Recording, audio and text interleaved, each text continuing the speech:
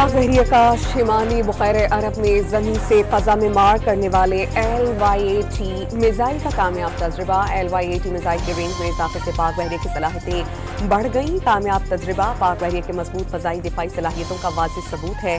ISPR का एलामिया।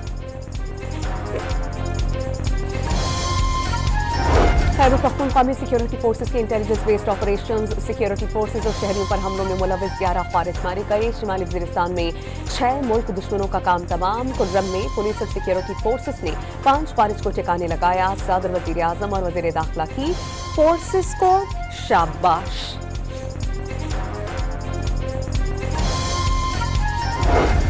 जनूबी वजीरिस्तान में खारजी दहशतगर्दों के हमले में जख्मी होने वाले मौलाना हाफिज सुल्तान मोहम्मद शहीद हो गए। सरबराह JGI मौलाना फजल रहमान की जानिब से मौलाना सुल्तान के कत्ल की मसम्मत। पेशावर के थाना रैगी की हदूद शाहीवाला में फायरिंग से CTD पुलिस एहलकार शहीद। मुलजिमान की तलाश के लिए नाकाबंदियों पर चेकिंग सख्त कर दी गई। और PTI को बाग जना कराची में कल जलसे की इजाजत मिल गई। NOC शराइत के साथ जारी की गई। जलसे के दौरान कानून और अमन की मुकम्मल जिम्मेदारी मुंतजमीन पर होगी।